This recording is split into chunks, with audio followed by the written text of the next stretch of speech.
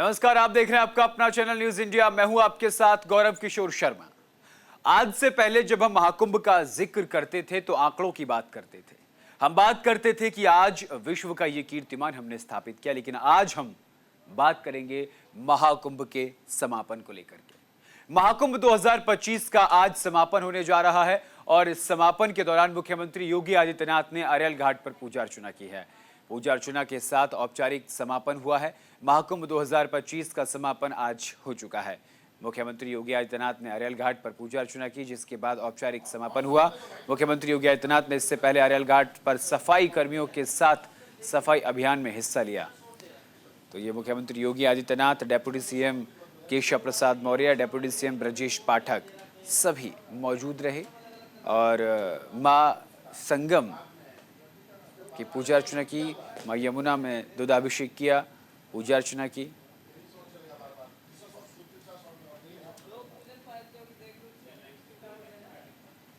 ये आस्था का प्रतीक और एक ऐसा कीर्तिमान जिसे सदियों तक न भुलाया जा सकेगा। तो आज प्रयागराज महाकुंभ 2025 का समापन हो गया। 45 दिन तक चले इस अनूठे आयोजन, इस अनूठे संयोग के बाद पूरे विश्व में अब भारत का परचम लहर रहा है।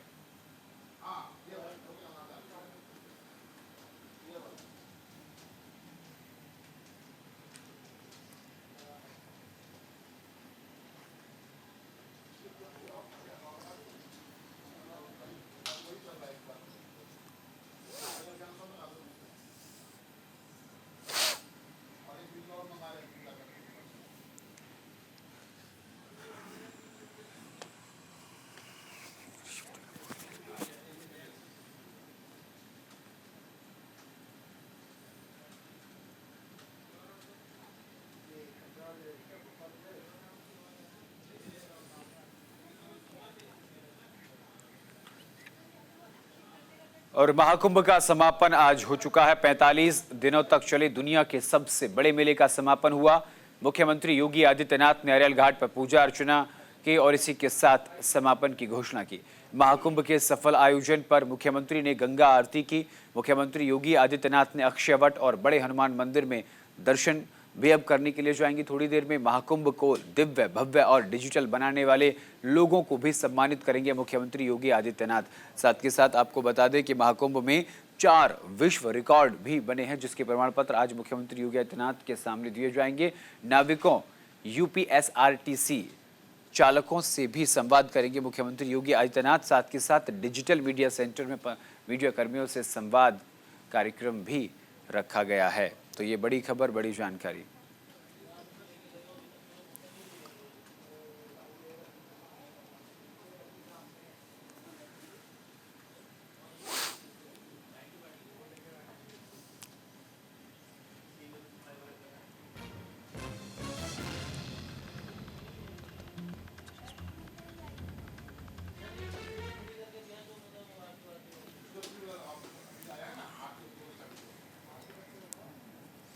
तो ये सीधी तस्वीर हम आपको प्रयागराज महाकुंभ से दिखा रहे हैं, जहां मुख्यमंत्री योगी आदित्यनाथ सफाई कर्मियों के साथ स्वच्छता अभियान में हिस्सा ले रहे हैं और प्रेरित कर रहे हैं।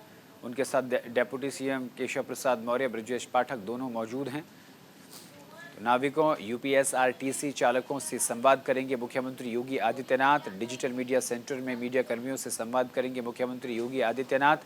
45 दिनों तक चलने वाली दुनिया के सबसे बड़े मेले का आज समापन हो गया और इसी के साथ 4 विश्व कीर्तिमान यानी 4 विश्व रिकॉर्ड भी प्रयागराज महाकुंभ 2025 के नाम दर्ज हो गए, जिनके प्रमाण पत्र आज दिए जाएंगे।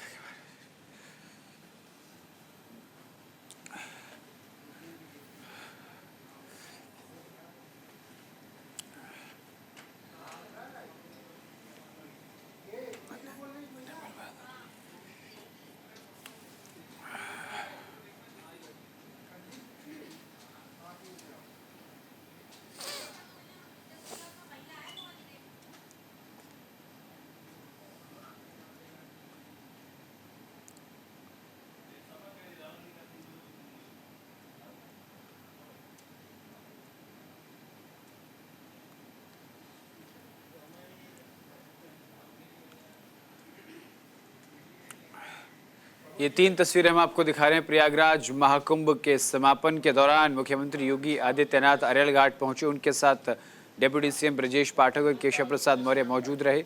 दूसरी तस्वीर में हम आपको दिखा रहे हैं किस तरीके से अरैल घाट पर मां यमुना की पूजा अर्चना की। और तीसरी तस्वीर समापन के बाद सफाई अभियान में मुख्यमंत्री योगी आदित्यनाथ ने हिस्सा लिया और सफाई कर्मियों को प्रेरित किया।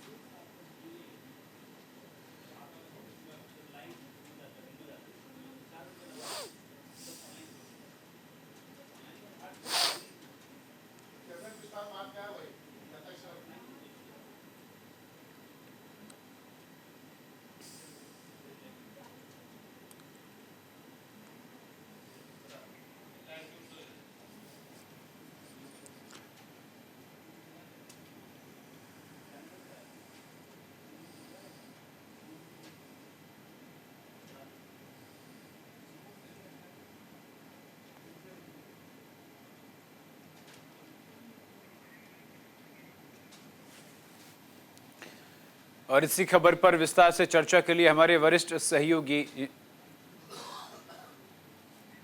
विवेक तिवारी जी हमारे साथ जुड़ गए लखनऊ से। सीधा उनका रुख करेंगे। विवेक जी, 45 दिनों तक चला ये एक महाकुंभ आज समापन हो गया। मुख्यमंत्री योगी आदित्यनाथ ने आज समापन की घोषणा कर दी। कई सारी खट्टी मीठी यादें जो इसके साथ जुड़ी हुई, राजनीति भी हुई, आस्था का केंद्र बिंदु बना, पर्यटन के दृष्टिकोण से भी अब प्रयागराज को देखा जाएगा। क्या कुछ रहा इन 45 दिनों के बीच विशेष? देखिए, सबसे बड़ी बात यह है कि एक जगह पर इतने सारे लोग जमा हुए और ये सनातन धर्म के प्रति कितनी अटूट आस्था है सनातन धर्मियों की, उसके अनुयायियों की, इस बात को स्पष्ट किया है इस पूरे आयोजन ने। दूसरी तरफ मैं एक फिगर अपने दर्शकों को बताना चाहूँगा कि आप इससे 66 करोड़ 30 लाख के फिगर कितना बड़ा फिगर है इसका अंदाज़ा लगा सकते हैं। 2024 के लोकसभा चुनाव में जो कुल मतदान हुआ, जिसके आधार पर सरकार बनी बिगड़ी, वो आंकड़ा था 64 करोड़ 60 लाख का।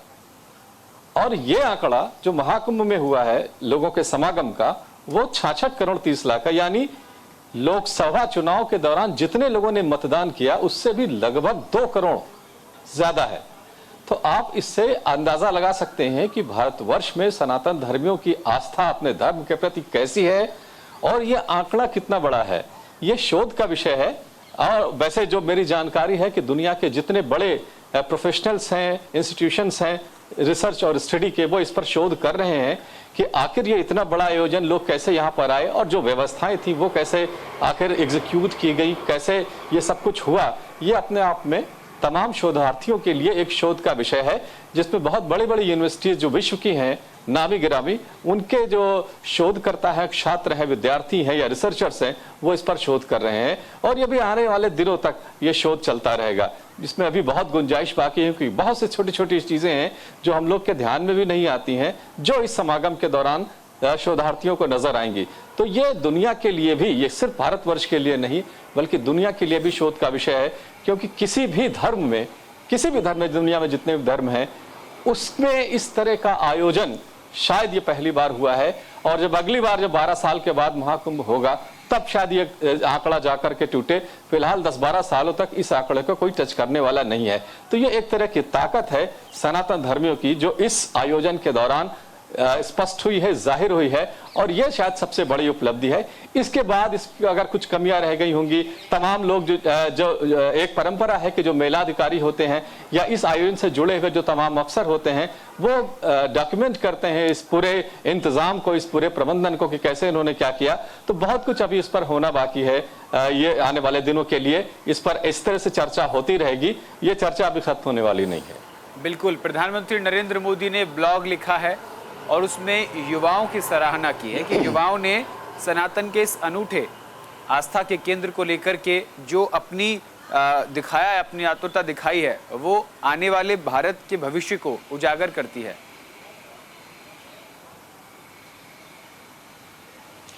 बिल्कुल प्रधानमंत्री ने ठीक लिखा है और वो इसी दिशा में इस बात को कह रहे हैं कि ये साधारण आयोजन नहीं था। उत्तर प्रदेश में तो ऐसा कभी नहीं हुआ, शायद भारतवर्ष में भी नहीं हुआ, दुनिया में नहीं हुआ।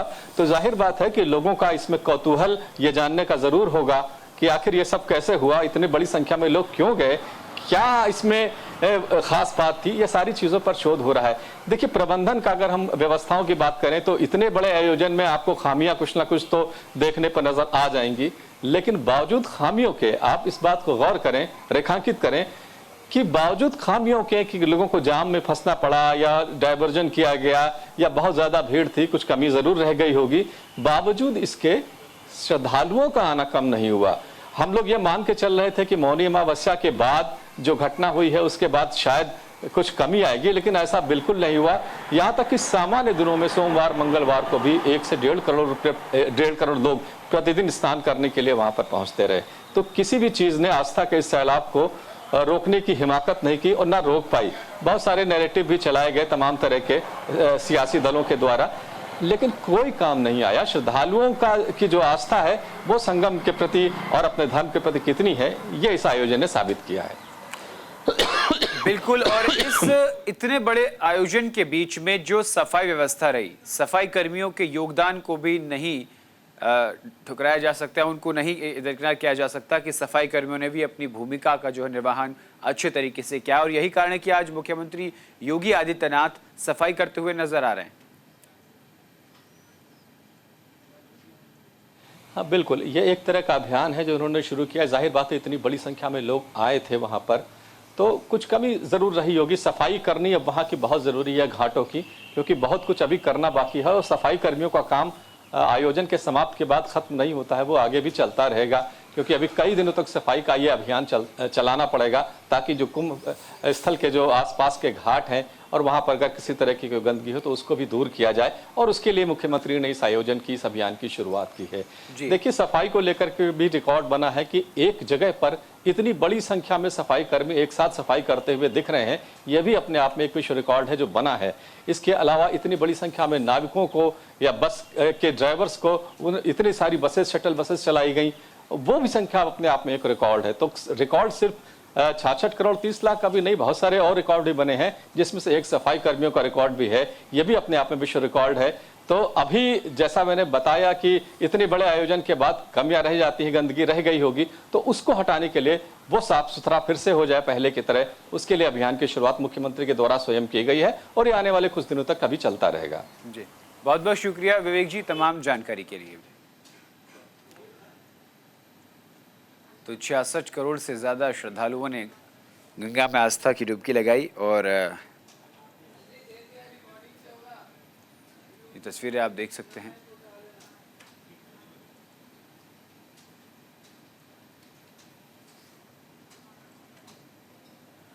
चलिए आगे बढ़ते हैं।